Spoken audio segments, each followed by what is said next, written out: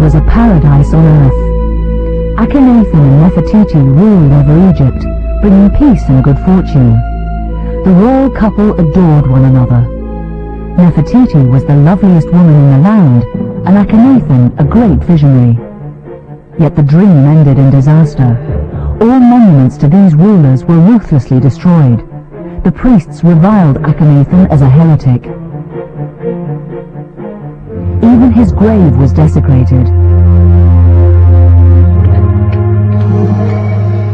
Yet what happened to their mummies? Did they perish in the hatred unleashed by the priests?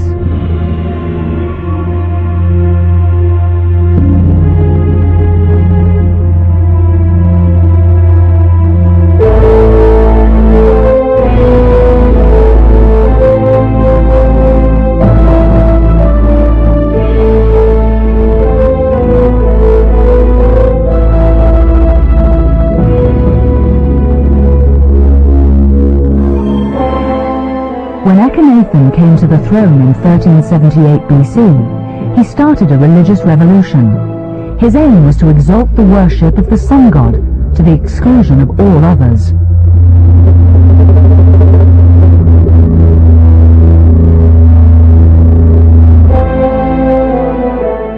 For over 2,000 years, Egypt had been a kingdom with many gods. Replacing this pantheon by a single supreme deity was irreverent.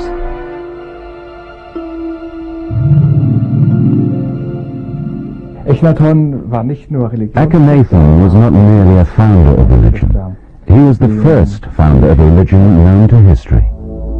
How could one individual believe that he could break with the ancient traditions of the Nile? In the 4th year of his reign, Akhenaten sent an alarming message to the high priest of Amun. The king ordered the building of a new temple in honor of a virtually unknown deity, the sun god, Atum.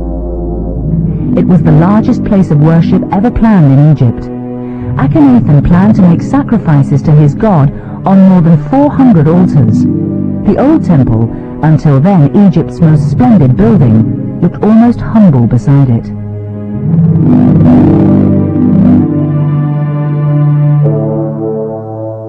The appearance of this new god would also be highly unusual. This is the traditional way of portraying the Egyptian sun god, always with a human body, a falcon's head, and the sun disk, and always seen from the side. The problem with this is that only one person at a time can stand opposite the deity, traditionally the Egyptian pharaoh. In the Amarna era, we now have the special situation that both king and queen are to benefit equally from the presence of the sun god. Akhenaten's revolutionary idea was to do without the body of the sun god and turn the sun disk to the front so that both king and queen were equally blessed by the life signs of the sun god.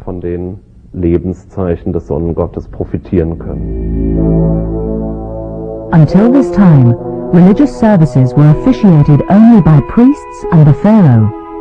Akhenaten now decreed that his queen, Nefertiti, may be allowed. Yet another taboo had been breached. In the eyes of the priest, the pharaoh had declared war on the gods, thus endangering the very survival of Egypt.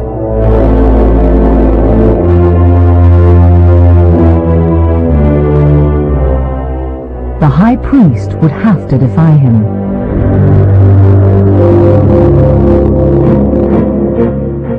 Yet Akhenaten launched his attack first.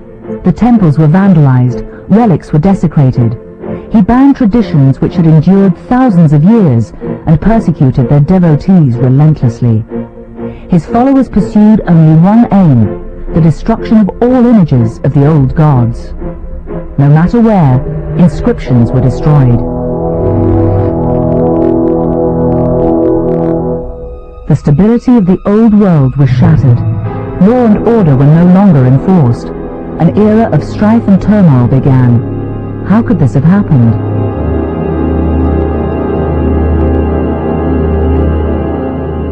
The Temple of Karnak was a mighty fortress. Hundreds of priests served in its halls.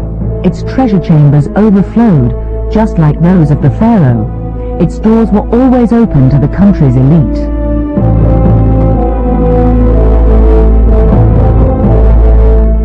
A powerful state within the state. And its high priest a dangerous rival for the royal court. His task was to ensure that the gods were accessible to the people. The Egyptians were firmly convinced that the country would fall into decline if the cult was disrupted.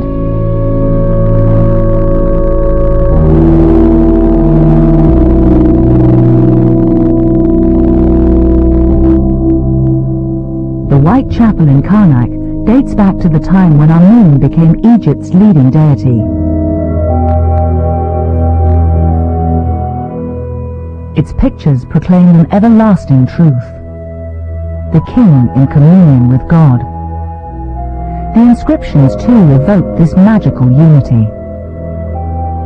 It was believed the god recognized the pharaoh if the latter offered him a sacrifice, a mutual agreement as long as they respected the game's traditions, which were divide and rule.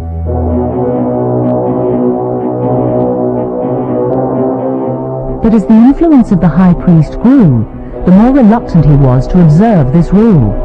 His predecessors had already imposed their will on the pharaoh.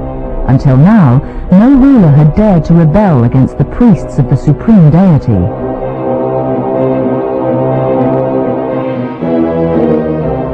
In sacred processions they demonstrated their power. Yet they failed to notice that the revolution was already well underway. Akhenaten's father, Amenophis III, had ruled the empire for almost 4 decades with an iron fist. He felt strong enough to challenge Amun. He now had himself portrayed alongside Egypt's other gods. Amenophis imitated Amun by having himself carried through the temple in his procession litter. Amun was still worshipped as the king of gods, but he was no longer the absolute ruler.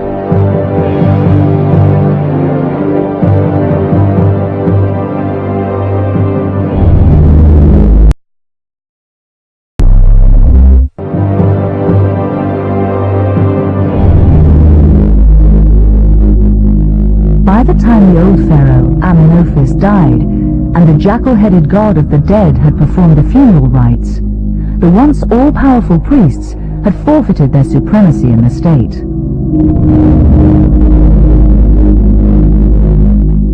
The stage had been set for one of the most radical upheavals in ancient times.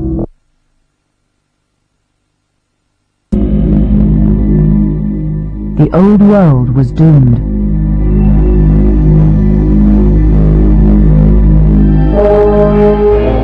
Akhenaten's reign ushered in a new era in Egyptian history. His visions were to sow dissension throughout the land. His idea of a sole exclusive god would plunge the whole world into turmoil. But why this radical break with such time-honored traditions?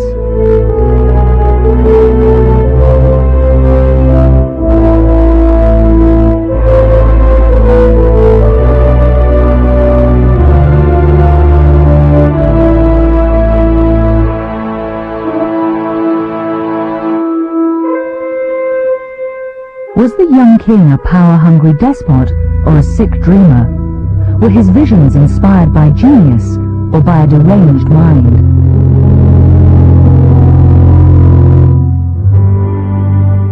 Akhenaten moved into his parents' palace.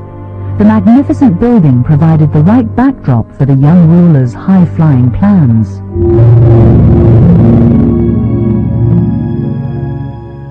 Like a vain peacock, he posed on his father's throne.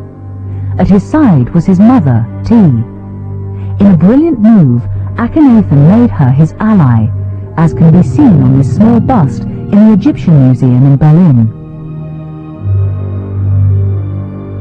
We examined this with the help of computer tomography, and were thus able to find out what changes a great historical personality, Ti, underwent as soon as her husband died.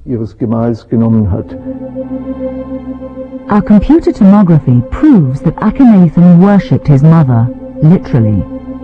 Beneath the queen's heavy wig, there appears the headpiece of a goddess. Akhenaten elevated his mother during her lifetime into the celestial realm of the gods.